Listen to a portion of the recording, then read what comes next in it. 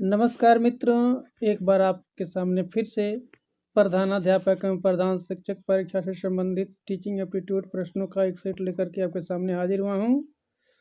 तो मित्रों, आपसे आग्रह है कि अगर आप इस चैनल पर नए हैं तो चैनल को सब्सक्राइब कर लीजिएगा, अपने मित्रों को शेयर करिएगा, लाइक करिएगा और कुछ कार्य हो तो कमेंट करिएगा। तो इसके पहले हमने 13 प्रश्नों का सेट आपके सामने रखा हुआ है। अगर आप उस वीडियो को नहीं देखे हो तो भी आप जाकर दे सकते हैं। ये सभी लाभप्रद और बहुत ही उपयोगी आपके लिए सिद्ध हो सकते हैं। तो चलिए आइए शुरुआत करते हैं मित्रों अपने पहले प्रश्न से। पहला प्रश्न है, एक बच्चा अतीत की समान परिस्थितियों में की गई अनुक्रिया के आधार पर नई स्थिति की प्रति अनुक्रिया करता है, वह संबंध किसका। यानी ये जो कह रहा है कि बच्चा जब पहले किसी काम को मतलब कि हुआ है उसके सामने और फिर वही परिस्थिति फिर से आ गई है तो बच्चा उसी के अनुरूप प्रतिक्रिया करता है। तो ये किसका है? सीखने का प्रभाव नियम है। सीखने का प्रभाव कहने का मतलब है कि बच्चा जो है, कभी किसी को मान लिया जाए कि चोट लगता है तो उसके गार्जियन उस पर हैंडी प्लस लगा देते हैं, कुछ दवा लगा देते हैं, तो बच्चा भी उस तरह से बाद में इस तरह की परिस्थिति होती है तो वैसे ही करने को सोचता है।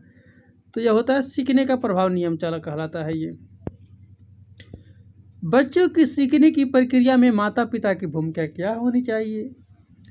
तो बच्चे की सीखने की प्रक्रिया में नकारात्मक तो होगी नहीं, अग्रोन्मुखी होगी, जिससे बच्चा अग्र उन्मुखी हो सके। सहानुभूतिपूर्ण भी हो सकता है, लेकिन सबसे जो महत्वपूर्ण है वो अग्र उन्मुखी हो सकता है, तटस्थ भी नहीं होना चाहिए। तो अगला प्रश्न है, बच्चों के संज्ञानात्मक विकास को सबसे अच्छे तरीके से कहाँ से परिभाषित किया जा सकता है? तो संज्ञानात्मक विकास को विद्यालय एवं कक्षा कक्ष में होता है। तो संज्ञानात्मक विकास का अर्थ होता है कि बच्चे में सोचने, समझने, वर्गीकरण करने का, छांटने का, इस तरह का जो गुण विकास हो जाता है तो उसको संज्ञानात्मक विकास कहते हैं। तो वो सबसे अच्छा हो सकता है, वो विद्यालय और कक्षा कक्ष में हो सकता है। किसको अनुप्रेरित शिक्षण का एक संकेत के रूप में विवेचित किया जा सकता है? अनुप्रेरित, इसको बहुत ही इंपॉर्टेंट क्वेश्चन है। अनुप्रेरित शिक्षक जो होता है, विद्यार्थियों द्वारा प्रश्न पूछना अनुप्रेरित शिक्षण का एक संकेत होता है। विद्यार्थियों द्वारा प्रश्न पूछना अनुप्रेरित शिक्षण, विद्यार्थी द्वारा प्रश्न पूछना अनुप्रेरित शिक्षण। अधिगम के पराक्रम में अभिप्रेरणा, अभिप्रेरणा जो होता है, जो अंदर से जो प्रेरणा जागृत होती है, किसी काम को करने के लिए रुचि जागृत होती है, तो वो क्या करती है? अभिप्रेरणा क्या करती है कि नए सीखने वालों में अधिगम के लिए नई रुचि का सृजन करता है। प्रेरणा से अभिप्रेरणा बना है, तो नए सीखने वालों में अधिगम के लिए रुचि का सृजन करता है। अगला है, एक शिक्षक को साधन संपन्न होना चाहिए, इसका क्या अर्थ है? इसका सबसे जो सटीक अर्थ है वो है कि अपने विद्यार्थियों की समस्याओं को हल करने के लिए पर्याप्त ज्ञान होना चाहिए। यही मतलब साधन है, साधन संपन्न होना। उनका अधिकारियों से उच्च स्तर पर यह भी नहीं होगा, उनके पास पर्याप्त धन संपदा होनी चाहिए ताकि शिक्षण देने की जरूरत न पड़े, तो होगा ही नहीं। जो सबसे लास्ट है यही इसका आंसर हो जाएगा। अधिगम से संबंधित किसी विद्यार्थी की समस्याओं का सबसे अच्छा उपचार क्या है? तो अधिगम में अगर किसी विद्यार्थी को समस्या आ रही है और उसका अगर उपचार करते हैं तो वो होती है निदानात्मक शिक्षण, यानी समस्या का निदान कर देना जो है निदानात्मक शिक्षण है। और अधिगम में समस्या जो आती है और उसको निदान करते हैं तो वो होती है निदानात्मक शिक्षण। एक शिक्षक विद्यार्थी को अनुप्रेरित कर सकता है, मतलब कि एक शिक्षक जो है विद्यार्थी को कैसे अनुप्रेरित कर सकता है? तो उसे पुरस्कार देकर के अनुप्रेरित किया सकता है। आपके विचार में शिक्षण क्या है? तो शिक्षण जो है एक प्रकार का कौशल है, कला नहीं हो सकता है, तपस्या भी नहीं हो सकता है और एकमात्र क्रिया भी नहीं हो सकता। इसका जो आंसर हो जाएगा वो कौशल हो सकता है। अगला है, विद्यार्थियों में श्रम की स्फूर्ति का विकास। तो श्रम की स्फूर्ति, श्रम की माने अभ्यास हो, तेजी हो, करने की अभ्यास हो जाए, तेज हो जाए, बच्चा उस काम कर रहे हो तो क्या कैसे होगा? विद्यार्थियों का श्रम करने वालों को लोगों का उदाहरण देंगे तभी बच्चा काम करने में तेज नहीं होगा। शिक्षक अपने ही श्रम की प्रवृत्ति दिखाएगा तो वो भी नहीं होगा। श्रम के महत्व व्याख्यान करेगा तो ये सब कुछ नहीं होगा। सबसे इसका लास्ट आंसर हो जाएगा, समय समय पर विद्यार्थियों को समय का श्रम करने का अवसर देना पड़ेगा। आपकी शिक्षक आपको शिक्षक दिवस पर कुछ विद्यार्थी ने एक बधाई पत्र भेजा है, तो आप क्या करेंगे? कुछ नहीं करेंगे तो होगा नहीं, उसे धन्यवाद देंगे। क्या करेंगे? विद्यार्थी को धन्यवाद बोल सकते हैं। बदले में शुभकामना देने का कोई औचित्य नहीं है। शुभकामना किसी अच्छे कार्य को तैयार करने के लिए शुभारंभ कोई करता है तो शुभकामना दिया जाता है।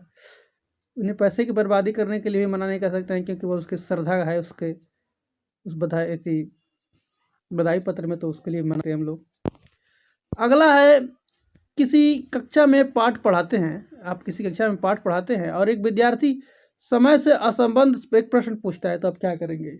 अगर विषय से असंबद्ध प्रश्न पूछता है, मतलब विषय से अलग हट कर कोई प्रश्न पूछता है, तो उसे दंडित भी नहीं कर सकते हैं। उसे असंबद्ध प्रश्न पूछने की अनुमति देंगे या अनुमति नहीं देंगे, ऐसा कुछ नहीं करेंगे। उसको कक्षा के बाद उस प्रश्न का हम उत्तर उसको दे देंगे।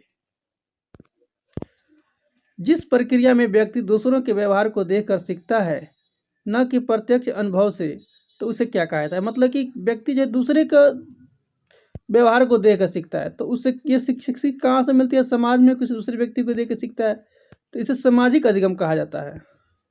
दूसरे के देख करके सीखना ये सामाजिक अधिगम है। दूसरे के देख करके सीखना सामाजिक अधिगम हो गया। निम्न में से कौन सा कथन किसी व्यक्ति के मानसिक स्वास्थ्य को उत्तम रूप से प्रदर्शित करता है? तो मानसिक रूप से व्यक्ति स्वस्थ है, इसके लिए क्या होगा कि पूर्ण अभिव्यक्ति, संगतिकरण और समान लक्ष्य की ओर निर्देशन, ये अगर व्यक्ति के अंदर है तो व्यक्ति मानसिक रूप से स्वस्थ माना जाएगा। पूर्ण रूप से अभिव्यक्ति कर सकता है, संगतिकरण कर सकता है और समान लक्ष्य की ओर निर्देशन कर सकता है, तो हम मान लेंगे कि व्यक्ति क्या है? मानसिक रूप से स्वस्थ है। शिक्षा का अधिकार अधिनियम 2009 में एक अध्यापक को निम्न में से किस दायित्व को पूरा करना होगा? तो अध्यापक को ये सभी दायित्व पूरे करने होंगे। संपूर्ण पाठ्यक्रम को निर्धारित समय में पूरा करना होगा। विद्यालय में नियमित रूप से समय से आकर उपस्थित होना होगा। पाठ्यक्रम का संचालन कर पूरा करना होगा। अर्थात इनमें से सभी ये आंसर इसका हो जाएगा।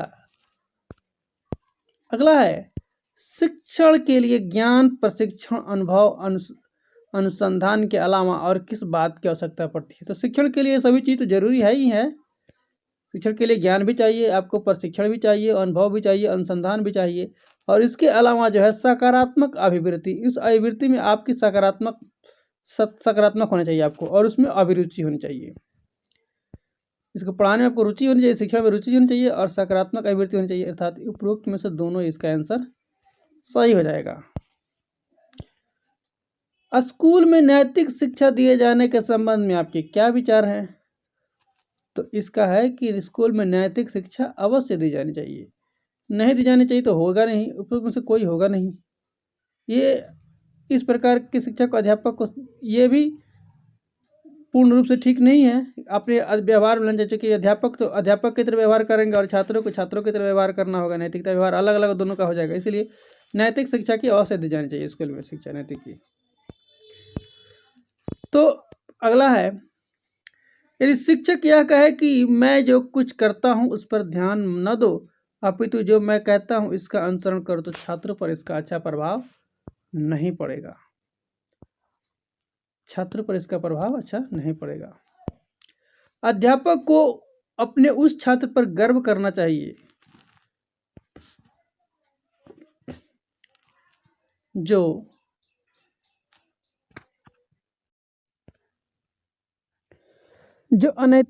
अनैतिकता के प्रति शांतिपूर्ण विरोध दर्शाए, अपने जीवन के आदर्शों पर अडिग रहे और शिक्षक बन जाए तो समर्पण के साथ छात्रों के हित के लिए सदैव प्रयासरत रहे। यानी इसका उपरोक्त में सभी इसका आंसर हो जाएगा।